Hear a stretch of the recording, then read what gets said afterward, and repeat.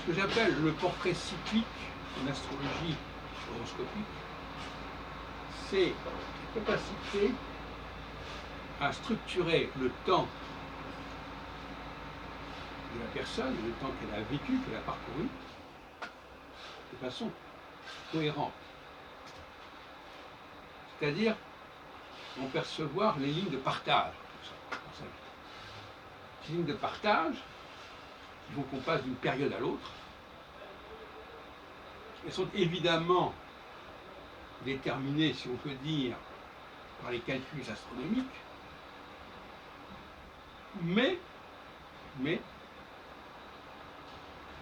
il est bon de les appréhender par ailleurs.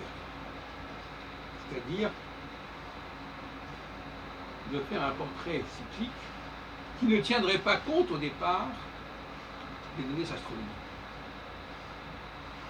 et qui serait ensuite confronté à ces données astronomiques.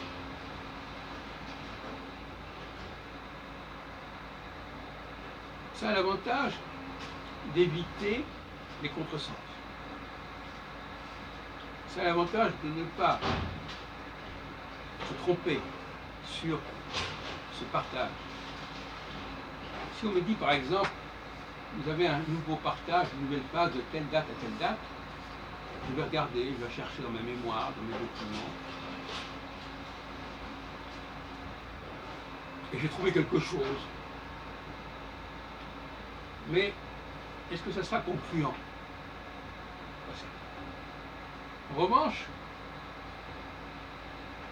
si on laisse de côté les données astronomiques, pour simplement, tout est astrologique de toute façon, même la recherche d'évoluer une personne, même si on n'utilise pas les astres, on est dans un corpus qui dépend de ça, qui est structuré par ça. Donc, moi, ce qui m'intéresse au niveau de la formation de l'astrologue, c'est qu'ils apprennent à percevoir ces lignes de clivage, ces lignes de partage. Tu vois qu'à un moment donné, il y a un nouveau départ qui se fait. Ce sont ces points-là qui nous intéressent. Et ces points-là, ils ont lieu tous les 6 ans. Dans la période de 6 ans, bon, il y a une progression, bien sûr. Il y a une progression, il y a même une culmination.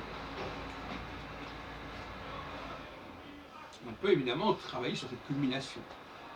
Mais il faut revenir sur le point de départ. Et d'ailleurs, ça renvoie à notre théorie sur ce qui est au début, ce qui est possible, et ce qui va réellement se faire et aboutir. La même question grammaticale dont j'ai traité tout à l'heure, le passage du BLE au participe passé en IT, en E, en U, etc. Alors maintenant, quand on est au début d'une nouvelle phase, on ne sait pas très bien ce que ça va donner. Pour pouvoir capter cette nouvelle phase, paradoxalement, il faut déjà avoir pris du recul. Avec le recul, on s'aperçoit qu'il y a eu un commencement. Mais c'est un commencement qui pouvait être très, très timide. C'était des possibilités qui existaient, des compossibles, comme on dit. C'est ça qui a fait que les choses ont démarré. Donc il ne faut pas confondre. Le point de départ n'est pas nécessairement perceptible immédiatement. Il est perceptible avec le recul du temps. Et voilà encore un piège qu'il faut éviter. Donc quel conseil peut-on donner à quelqu'un dont on sait que c'est un nouveau point de départ? Il y a plusieurs pistes, il y a plusieurs domaines, plusieurs tendances qui existent. Il va falloir choisir entre ces tendances. C'est là où on retrouve ma dialectique ternaire. Il y a tout un ensemble de possibles, mais quel est le possible qui va être réellement abouti, qui va réellement aboutir, qui va réellement être abouti? Et donc ça, c'est notre libre arbitre, si on peut dire, qui va faire que l'on va passer de ce qui est possible à ce qui sera effectué, effectif. Voilà, c'est ce champ-là de travail sur le temps, sur le cycle, qu'il faut accomplir, qu'il faut savoir mener à bien en astrologie horoscopique.